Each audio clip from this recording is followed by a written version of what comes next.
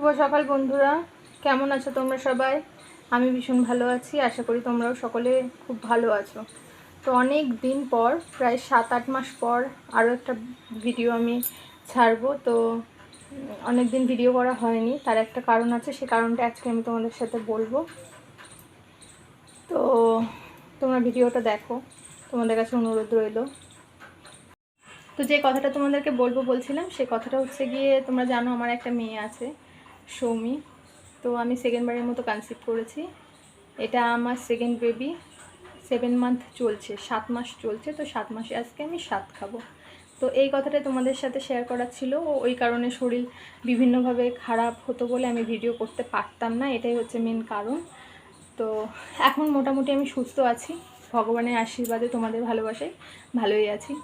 তো তোমাদের কাছে একটাই অনুরোধ রইল, তোমরা ভগবানের কাছে কামনা করো যাতে আমার বাচ্চাটা ভালো থাকে, সুস্থ থাকে, সুন্দরভাবে পৃথিবীর আলো দেখতে পারে। ব্যাস এইটুকুনি কি তোমাদের কাছে আমার চাওয়া।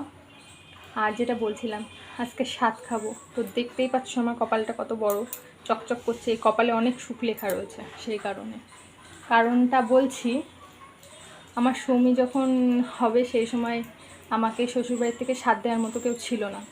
আমার মা ঠাকুমা ওরা এসে রান্নাবান্না করে আমাকে 7 খাইয়েছিল।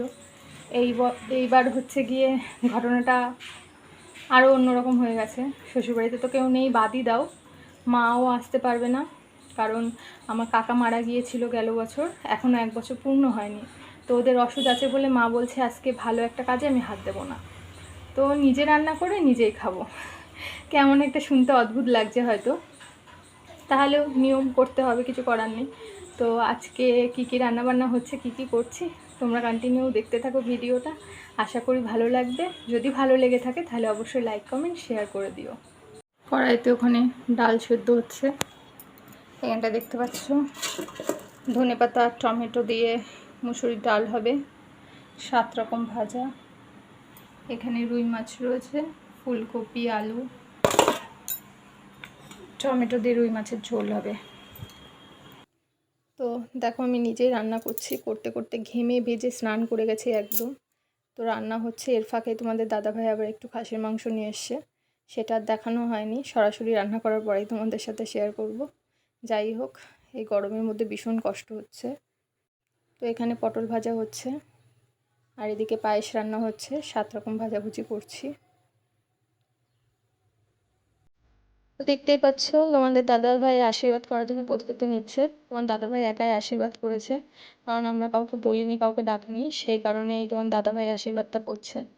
তো অনেকে বলবে হয়তো যে কেন বৌদি তুমি ডাকুনি, কেন দিদি ডাকতে পারতে কাউকে আশীর্বাদ করার জন্য। তো দেখো, আমি সত্যি কথা বলতে, শুধু আশীর্বাদ করার জন্য মানুষকে ডাকলে হয় না, তাদের একটু দুপুরবেলায় খাবার দাবারের ব্যবস্থা করতে হয়। এই সময়ে আমার পক্ষে 10-5 জনের রান্না করা সম্ভব না, আর কাউকে নিমন্ত্রণ করে ডেকে তাকে দিয়ে কাজ করানো, সেটা আমার ভীষণ খারাপ লাগবে, সেই কারণে আমি কাউকে ডাকতে পারিনি।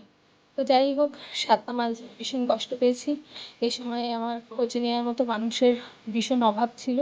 তার মধ্যে কিছু মানুষ আছে আমাকে ভীষণভাবে, মানে কি বলবো, খোঁজ খবর নিয়ে সাপোর্ট করা বা ভরসাতে এমনি জোর দেওয়া করেছে, তাদেরকে ভীষণ মিস করছি আমি, যে আজকের দিনটাতে তাদেরকে আমি জানাতে পারলাম না। তো কী আর বলবো বলো, ভবিষ্যতে শরীর সুস্থ থাকলে, ভালো থাকলে অবশ্যই তাদেরকে নিমন্ত্রণ করে একদিনকে খাওয়ানোর ইচ্ছা আছে আমার। আগে আমি সুস্থ হয়ে সব ভালোভাবে মিটে যায়, তোমাদের কাছে কামনা করি, তোমরা ভগবানের কাছে বলো যাতে সব সুন্দরভাবে মিটে যায়। দেখো তোমার দাদাকে কীভাবে আশীর্বাদ করি সেটাই বুঝতে পারছি না, জিজ্ঞাসা করছে আর করছে। তো আমি নমস্কার করতে কিছু হতে কষ্ট হচ্ছে বলে বাধা দিয়ে দিল, তোমরা আবার এটাকে নিয়ে কিছু মনে করো না।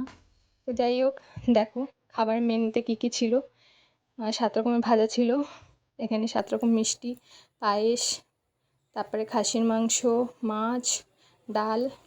তো যাই হোক, আজকের মতো ভিডিওটা এই অবধি থাক। তোমাদের যদি ভিডিওটা ভালো লেগে থাকে অবশ্যই আমাকে সাপোর্ট করো।